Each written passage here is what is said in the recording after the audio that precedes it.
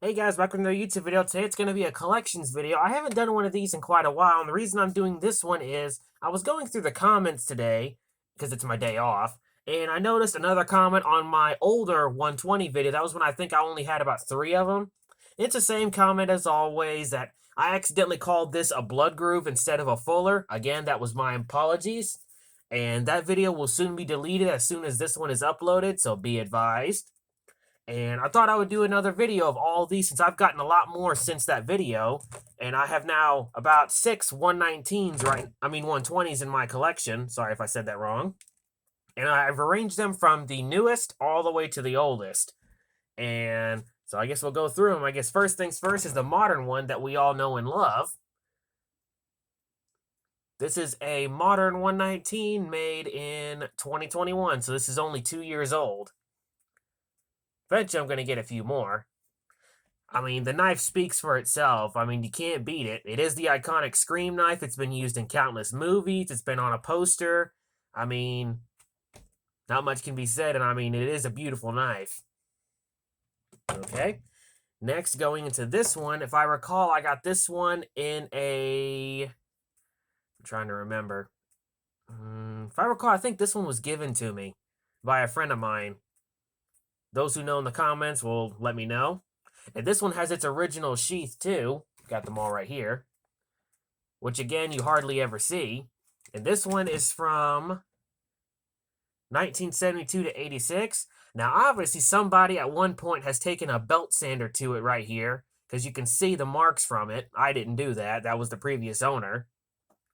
And what I also like is I have 1, 2, 3, 4 120s the same year. And the reason I do is, for one, they were all given to me, and two, they're each slightly different. Since they were making all these by hand back in those days, each one is no different than the other as far as model and specs go.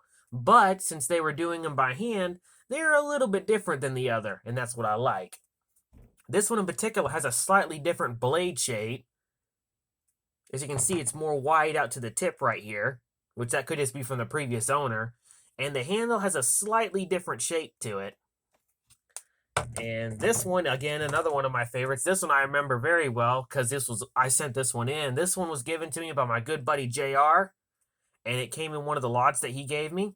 This one, I cannot believe how good Buck Knives did it. I mean, they took this and brought it to almost brand new shape, and I love how slim it is at the tip, and I kind of like how short it is compared to a normal 120. And again, this one is from 72 to 86 as well. Just a clear example, just because a 120 has been beaten the crap out of doesn't mean Buck won't fix it up for you.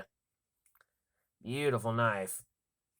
And as you compare it to this one, let me see if I can get this in the camera. The handles are slightly different, as you can see. The guard on this one's a bit shorter. The handle on this one's a bit bigger, as you can see. Getting into this one, this one I got from my good buddy Cornelius. This one is signed by Chuck Buck. It's on the blade. And this one, without the signature, is still just a regular 120 from the same year, 1972 to 86. And it was well taken care of. Cornelius said that he bought it. I think he said he bought it online. And whoever owned it definitely took good care of it, because it's in really good shape for that age. I've seen some of them that were in really bad shape. The only thing that was wrong with this, if I recall, is Cornelius sent it to me and someone had taken a bench grinder to the back right here. And I spent like 2 to 3 hours hand sanding, getting that grind out, along with using my own belt sander with a very fine belt. Still turned out really nice. But then when you compare these two side by side, again, you can see the guard on this one is shorter and this one's bigger, which then again, that could just be from the previous owner. Still turned out really nice. And again, you can see the blade difference when you put them side by side. This one's more of a curve to it. This one's more slim at the belly right here.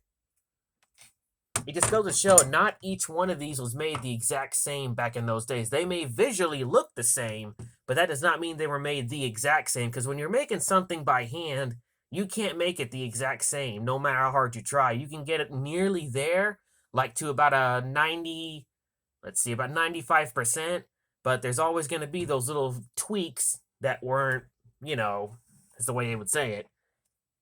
And This one was given to me by my good buddy Robert. This was actually my first 120. My apologies, I get these two swapped up. This one was given to me by Robert. Pretty sure he'd be shocked that I still have this. Sadly, someone did put their name on the guard right here, and the knife is just in way too good a shape to try to get it off. And again, still, you can definitely see some minor differences, like right here where the belly is, it's slightly slimmer when you compare it to this one from the same year. And each fuller on each knife is slightly different than the other. Like, I'll go ahead and go back to, again, here's the modern one. Here's the fuller on the modern one. And then when you compare it to an older one, you see the fuller is a bit bigger and shorter. And then when you compare it to another one from the same year, again, they almost look different because they were doing them by hand.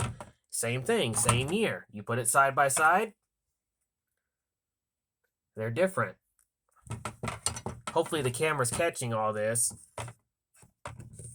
And then, of course, when you compare it to, again, another one, this is the signed one. No, this is the signed one. This is the one I got from Robert. Again, the fullers are a bit different. And even the guards are a bit different. And the handles are almost a little bit different as well. Because that just proves my point that they were making these by hand. They couldn't get them exactly right, and that's what I like. And then, of course, the oldest 120 that I have, this one I picked up on Facebook from a very nice lady. And this one is a 1961 to 67, the first generation 120. And you can definitely see some differences when you compare it to this one. You can see the fullers are different. The way it is ground is a little bit different. And the way the handles look is a bit different. This one's more squared off. This one's more rounded. And this one's a little bit thicker. And this one's a bit slimmer. You can definitely see differences in this one. Beautiful. Wish I can get more of them, but I eventually will. And then, of course, when you compare it to the standard 120 that you see now, you can definitely see differences. Like, here's the blades. And here's the handles. Let me get a better picture of that for y'all. There you go. You can definitely see which one's older and which one's newer. Beautiful.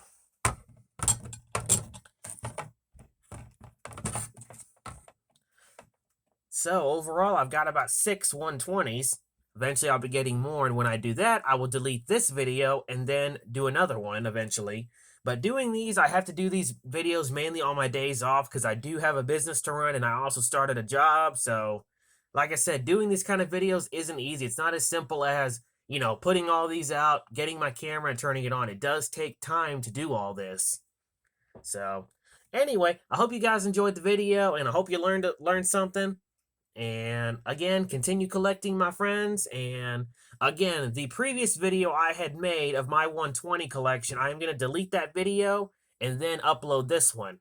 So be advised. I hope you guys enjoy. And as always, stay sharp. Keep collecting.